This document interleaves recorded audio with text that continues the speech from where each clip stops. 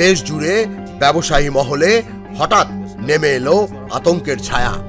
Professor ইউনূসের সরকার আকস্মিকভাবে 3টি স্থলবন্দর বন্ধের সিদ্ধান্ত নিয়েছে এবং অচল ঘোষণা করেছে আরও একটি স্থলবন্দরকে।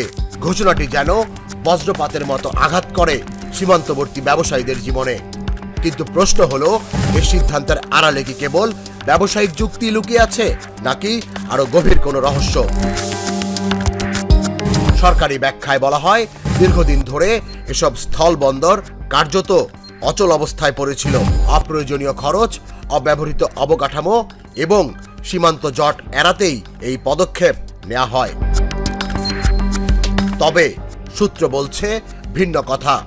একাধিক বন্দর দিয়ে দীর্ঘদিন ধরে চলছিল চোরাচালান, অস্ত্র পাচার এবং অবৈধ অর্থ লেনদেনের গোপন খেলা। হঠাৎ করে সব বন্দর একসাথে বন্ধ হওয়ায় সেই অন্ধকার জগতের সঙ্গে সরকারি সিদ্ধান্তের যোগসূত্র নিয়েই এখন প্রশ্ন উঠেছে। স্থানীয়রা বলছেন, সিদ্ধান্তে তারা ক্ষতিগ্রস্ত হবেন।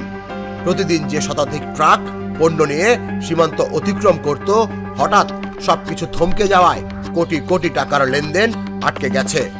সীমান্তের হাট বাজারগুলোতে নেমে এসেছে অদ্ভুত নিস্তব্ধতা। অনেকে আশঙ্কা করছেন, এই সুযোগে কালোবাজারির দৌরাত্ম্য আরো বেড়ে যেতে পারে।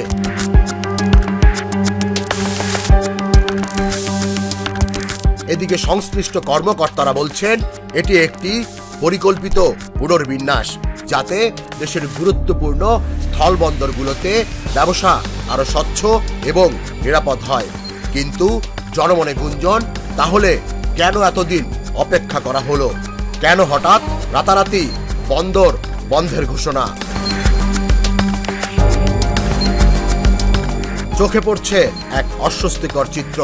বন্ধ বন্দরগুলোতে ঘিরে বাড়ছে কড়া নিরাপত্তা, অচেনা মানুষের আনাগোনা আর ভেতরে ফিসফাস।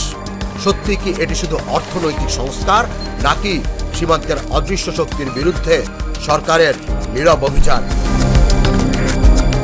উত্তর এখনো ধোঁয়াশায়। তবে ব্যবসায়ী থেকে সাধারণ মানুষ সবাই যেন এক অদৃশ্য সাসপেন্সের মধ্যে বন্দী হয়ে পড়েছে। তুষার ইসলাম, জাগো নিউজ।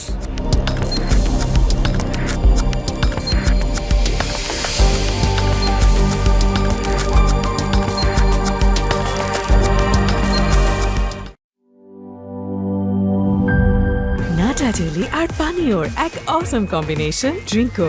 চিল থাকতে চান, ড্রিঙ্কো চাবান।